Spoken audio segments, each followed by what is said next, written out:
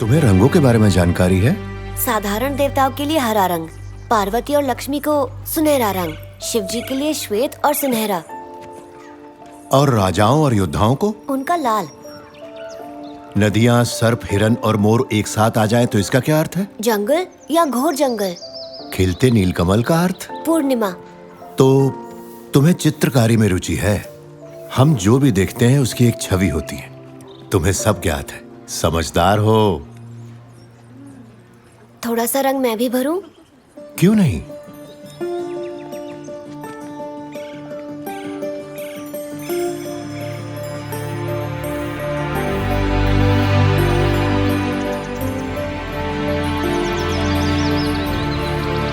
आप मेरी परनानी को जानते हैं?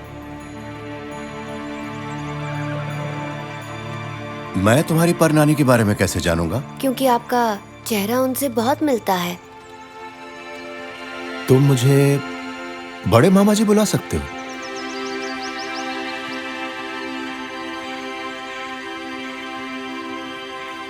अति सुंदर।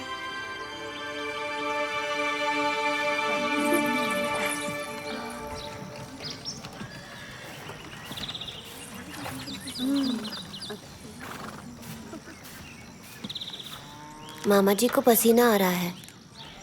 विष का प्रभाव शरीर से बाहर आ रहा है। अंतर्दृष्टि से आपने क्या देखा?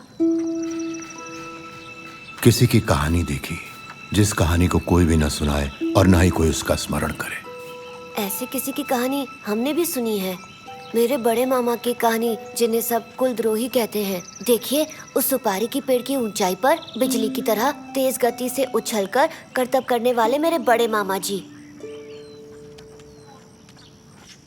पर उन बड़े मामा जी ने ऐसा कौन सा अपराध किया था?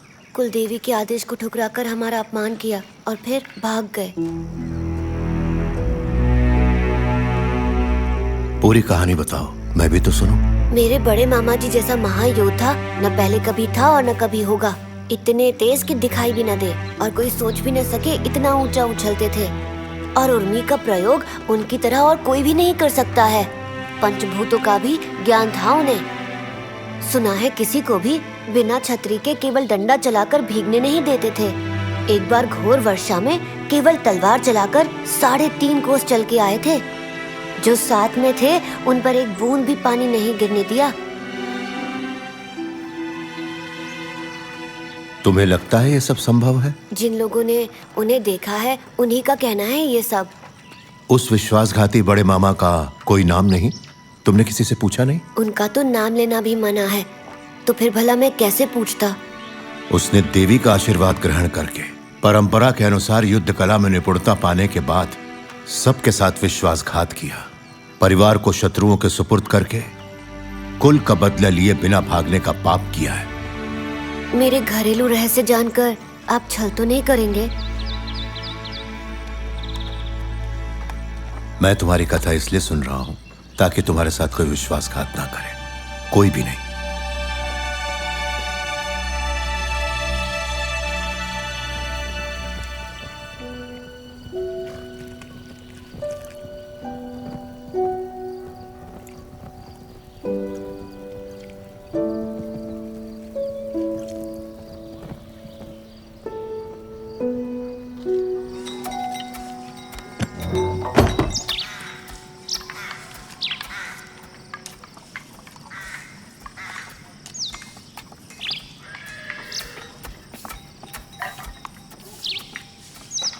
पात्र में जितना था पूरा पी लिया।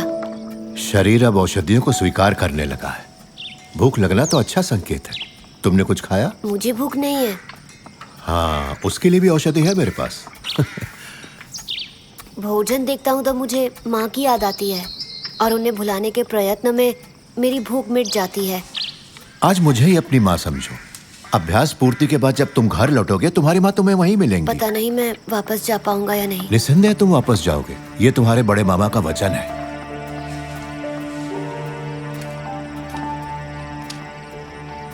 मैं मामांगम देखना चाहता हूँ। अंग्रेज, चीनी और अरबी वहां आकर हलचल मचा देते हैं, फिर भी वो एक अविस्मरणीय अनुभव है।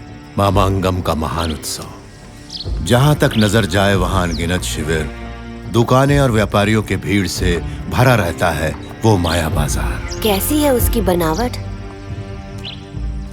वैसे तुम वहां देखना क्या चाहते हो? सामुद्री को।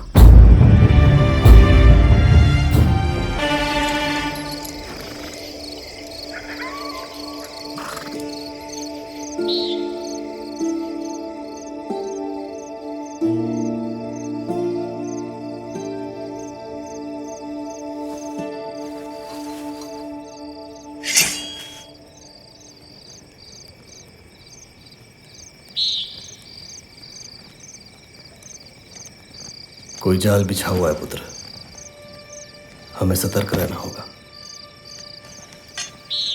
मामा जी, मुझे नींद नहीं आ रही, आप सो जाइए, मैं बैठता हूँ। चलो ठीक है पुत्र, तुम मेरी रखवाली कर सकते हो, और जब तुम्हें नींद आए तो मैं तुम्हारी रखवाली करूंगा।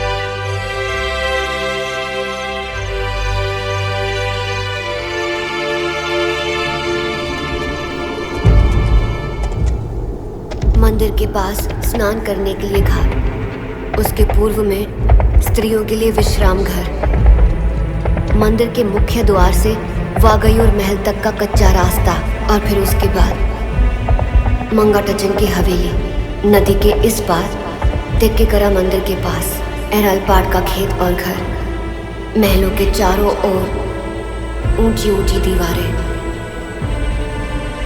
30,000 सैनिकों की सुरक्षा।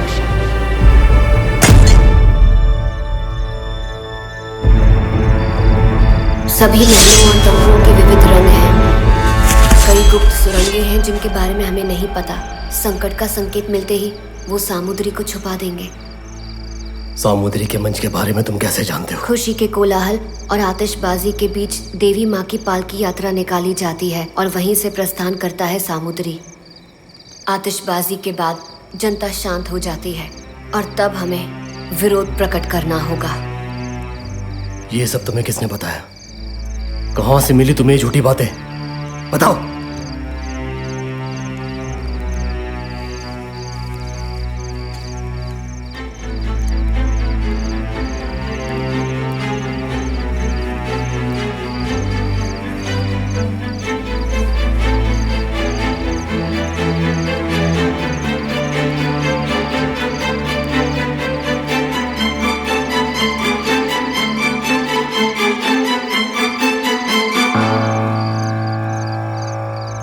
ये तुम्हें कहां से मिला? बताओ।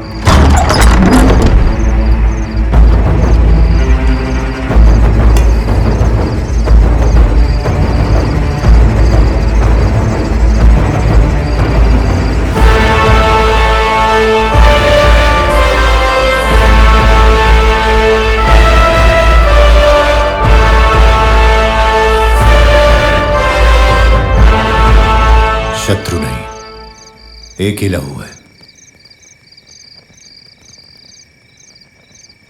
योद्धा बनकर अपनी जान का बलिदान देने का जिन्हें वरदान मिला है, उसी कुल का हूं मैं।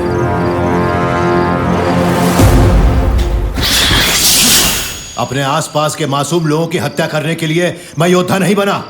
मामांगम के सिंहासन को तहखाने में पहुंचाने वाले सामुद्री ने पराजय को जीत में परिवर्तित किया तो सारी बदनामी मैंने खुद ओढ़ ली। जान लेनी है तो ले लो, मैं खड़ा रह गया चुपचाप। मगर पलकों की तरह हाथ पैर भी तेज चलने लगे, शरीर नई नई तरह से कलाबाजियों के ऊपर कलाबाजियां करने लग गया।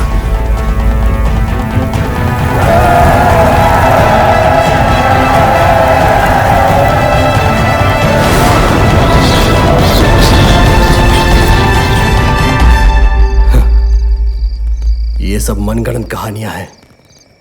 कायर है ये आदमी, इसकी बातों में मत आओ पुत्र। अपना धीरज न खो देना। आत्मघाती योद्धा जो मैदान छोड़कर भाग गया, वो हमारा वंशज कैसे हो सकता है? पुत्र, क्या है कायरता? रक्त न बह जाए ये सोचकर पीछे हट जाना। मासूमों के लहू से होली खेलने वाले सामुद्री को मरे हुए कई सदियां बीत गई। मंगल राजा ने सब कुछ छोड़ दिया, फिर भी वल्लू राज्य के नायरों के अंदर ज्वालामुखी आज भी जीवित है। उन्हें भड़काने के लिए कुछ मुसलमान भी। जिस घटना को किसी ने नहीं देखा उसके लिए तुम इस बच्चे की बलि देने जा रहे हो। मृत्यु से मित्रता। तुम्हें मारने की प्रतीक्षा करने वालों के सामने मैं तुम्हें नहीं जाने दूंगा। ये मुखौटा मैंने तुम तक पहुंचने के लिए धारण किया था।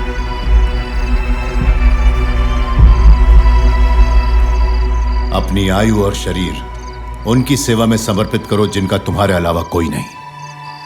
तुम लोगों का लक्ष्य अब से यही हो।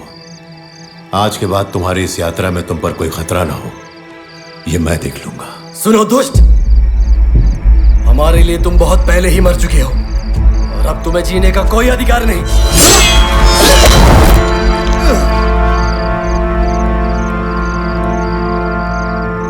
तुम मुझे अपने ही हाथों से मारोगे। जब मैं घर से निकला था तब तुम अभ्यास आरंभ ही करने जा रहे थे। अपने व्रत के पहले दिन ही तुम्हारे हाथ से तलवार गिर गई और तुम्हारी जांघ में चोट लग गई। वो देखकर तुम्हारी मामी और नानी दोनों रो पड़ी और मैं भी। मगर तुम उस पीड़ा को सहन कर गए। सबने तुम्हें शूरवीर कहा। मार दो मुझे।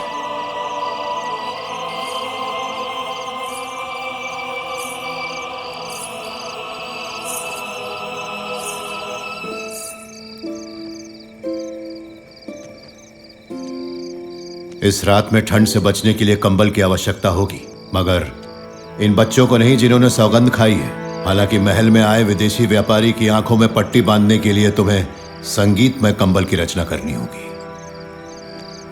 कल सूर्यास्त के पश्चात 9 घटी के समय पर महल के चारों तरफ पहरा देने वाले सारे सुरक्षाकर्मी नींद की अवस्था में पहुंच जाएंगे।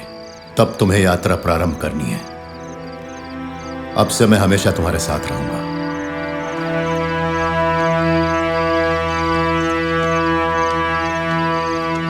तुम विश्वास कर सकते हो कुरुपच्छन पे, किसी से भी बढ़कर। इस हवेली के विविध साजो सामग्री के विवरण के अनुसार अभी तक समर की कम से कम 2 बार मृत्यु हो गई, 2 या उससे भी अधिक कारणों से।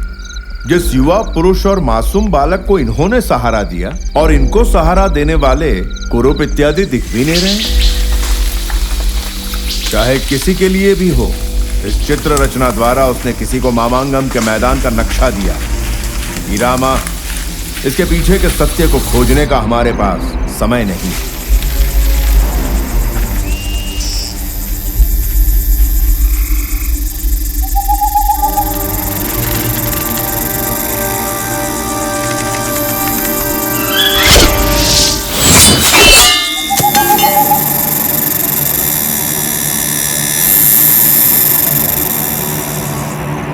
समर की हत्या इन सब ने मिलकर की है। इस हत्याकांड में तुम सबका कोई ना कोई किरदार अवश्य है, नहीं तो उस रावण का वध करने के लिए एक महाअवतार की आवश्यकता होती।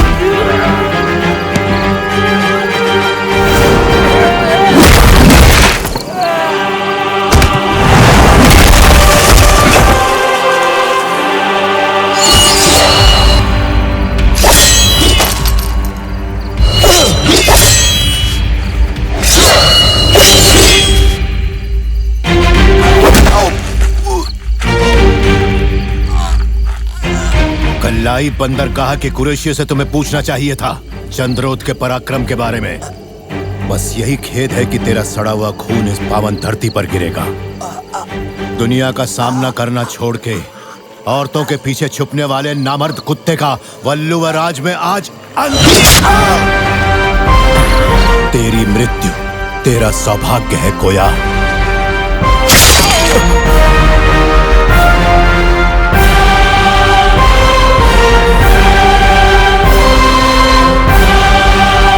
ऐसा है तो वो कुरुप और उसके साथ निकले बालक और पणिकर ही हैं। महाराज पर निशाना साध कर आए हुए वल्लुआ राज्य के योद्धा। हमें उनके पीछे नहीं आगे यात्रा करनी होगी। वल्लुआ राज्य वाले गुलामी का झंडा नहीं भेजेंगे और आत्मघाती योद्धाओं को हम मार देंगे। याद रहे वो लोग महाराज की परछाई तक को छू ना पाए। चलो चलते हैं। महामंत्री जी, इनमें से किसी को भी मारना मत। यहां पर जलते हुए दीपक से ही आग लगानी होगी। उसी के साथ चलेगा इसका और इसकी सखियों का अंतिम नृत्य। उन योद्धाओं को मार के जब मैं इस रास्ते से लौटूंगा तब यहां पर इस कोठे की जगह एक विशाल और गहरा तालाब देखना चाहता हूं मैं। हिरामा, इसकी आंखों पर पट्टी बांधो ताकि उन्नी माया को इस दुनिया में दिखाई देने वाला आखिरी पुरुष मैं हूंगा। नहीं, तुम उनका बाल भी बाका नहीं कर पाओगे ताला चनूर, क्योंकि युद्ध में आज तक सर्वनाश हुए इस राज्य की हजारों औरतों और बच्चों की जान और दुआ कुरुपच्चन के साथ है। चाहे मां की कोख में ही क्यों ना छिप जाए, सामुद्री को बाहर निकालकर डस ही लेगा ये नागराज। इस कोठे के दीपक कभी नहीं बुझेंगे।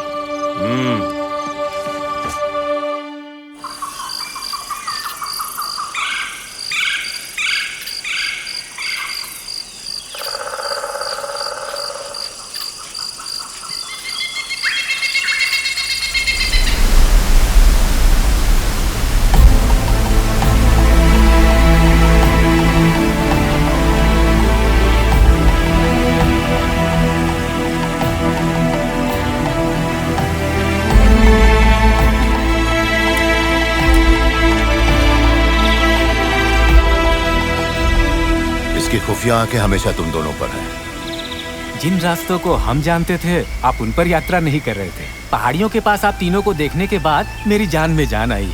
फिर भी मुझे संदेह हुआ कहीं आपका कोई पीछा तो नहीं कर रहा। संदेह दूर करने के लिए मैं 2 कोस पीछे तक दौड़ कर गया।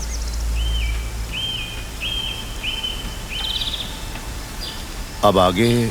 जब आप वागायूर पहुंचेंगे वहाँ नदी किनारे नाव वाला आपकी प्रतीक्षा करता मिलेगा।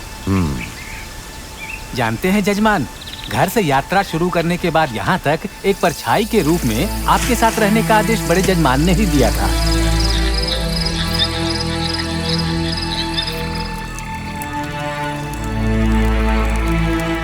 उस दिन तूफान में खतरे का टलना, तीर का निशाना चूकना सब बड़े जजमान के कारण हुआ।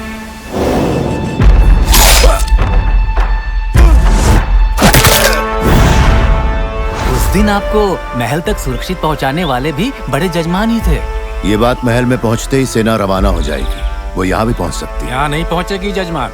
इस आदिवासी इलाके में कदम रखा तो अपनी जान से हाथ धो बैठेंगे वो लोग। सहारा देने वालों की भी जान लेने की आदत है उनको।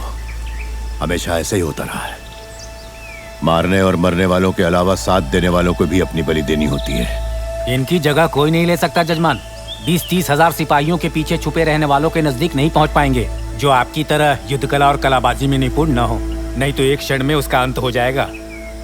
मैंने तो कभी नहीं देखा, लेकिन आपके बारे में बुजुर्गों से सुना जरूर है। अब कुछ दिनों में ये विश्वास हो गया कि वो सब केवल कहानियां नहीं है। अगर ये नहीं गए तो देश की इज्जत नहीं बचेगी। सामुद्री को सही जवाब जीभ से नहीं, तलवार से देना होगा। समय आने दो, सब समाप्त कर देंगे। इस दलदल में फंसकर लाचार होने वाला अंतिम योद्धा हूं मैं।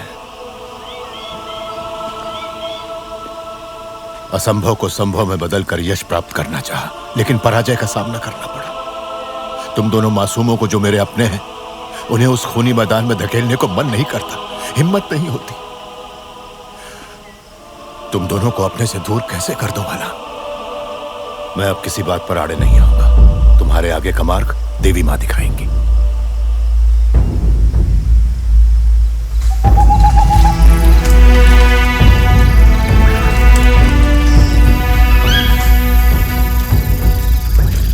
काटो! उस तरफ के पेड़ों में सबको चौकन्ना कर दो।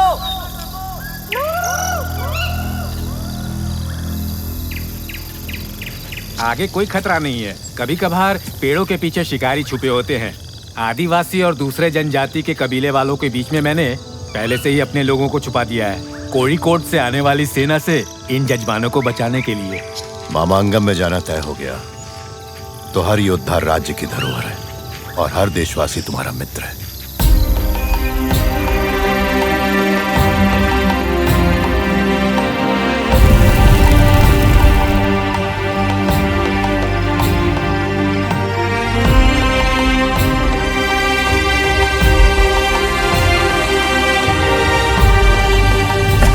आज यहाँ डेरा डालेंगे। कणप्पर का युद्ध कला गुरुकुल, यहाँ की परछाई भी तलवार लिए हमारी रक्षा करेगी। यहाँ इससे पहले कभी आए हैं? वहां उस जगह बड़े आदर के साथ चटाई पर बिठाकर मुझे भोजन कराया गया जब मैं थिरुनावाया जा रहा था।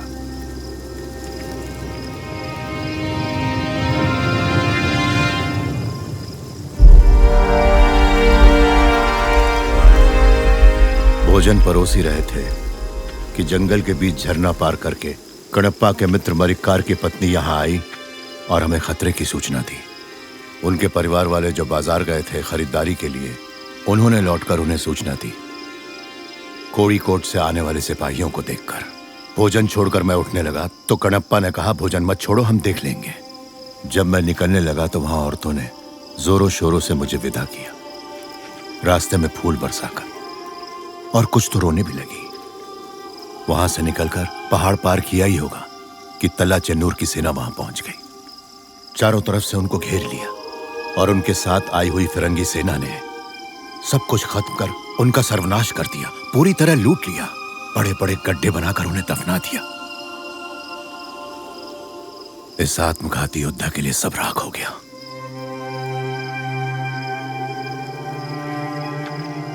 यहां की परछाई पर भी तुम विश्वास कर सकते हो।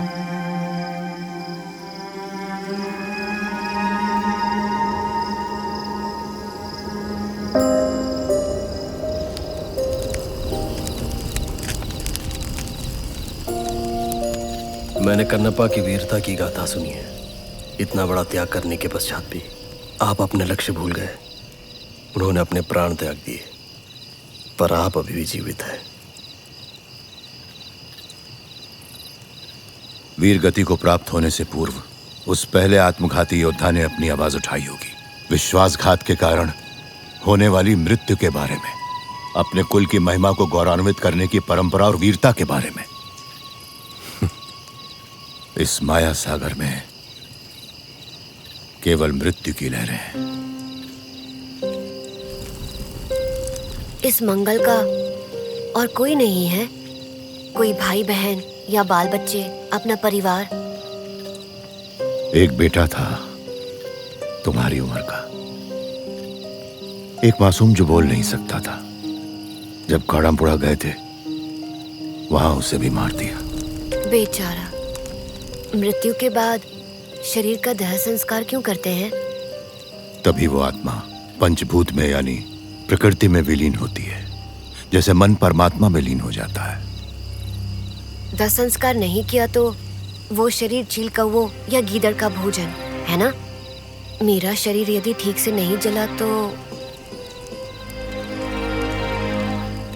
तुम्हारे साथ ऐसा कुछ नहीं होगा।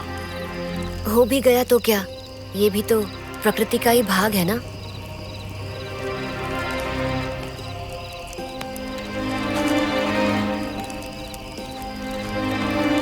मृत्यु के बाद भी उसका नाम जीवित रहता है, उससे भय रहता है उन लोगों को। मामांगम में भाग लेने के लिए अगर एक भी योद्धा वल्लभराज से जाता है तो यहाँ की औरतों के मन में चिता की तरह जलते बदले की आग की वजह से है।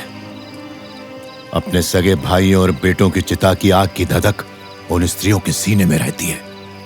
ऐसे ही वीरांगनाओं की कोख से मैंने और तुमने जन्म लिया है और उन्हीं का दूध पीकर हम बड़े हुए हैं। नहीं उन्हीं, तेरे शरीर को चील, कौवा या गीदड़ का भोजन नहीं बनने दूंगा मैं। जाके सो जाओ, यात्रा लंबी है।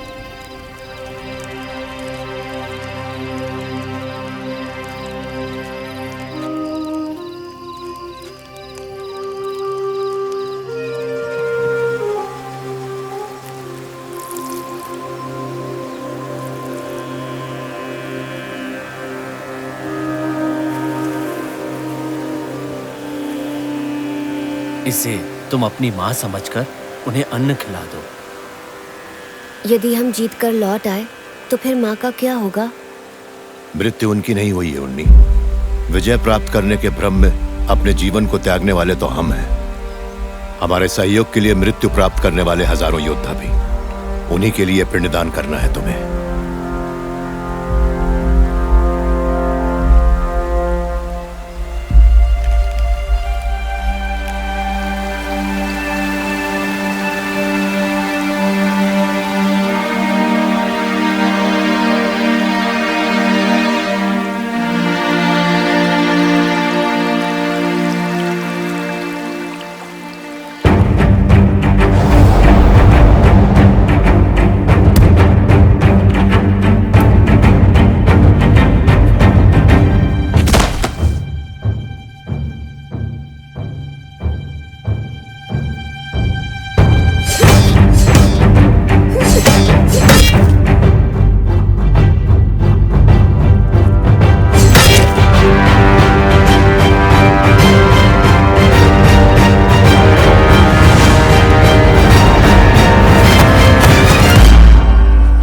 अनगिनत सैनिकों के चक्रव्यूह को तोड़कर अपने लक्ष्य प्राप्ति के लिए एक आत्मघाती योद्धा का रक्षा कवच अन्य योद्धा या सैनिक नहीं, वो स्वयं है। धरती पर हमें जकड़ के रखने वाला कोई भी बोझ हमारे मन में नहीं होना चाहिए। केवल भय को ही नहीं त्यागना है हमें बांध के रखने वाले उन रिश्ते नातों को भी। एक आत्मघाती योद्धा की कलाबाजी महान कलाबाजी में तभी बदलती है।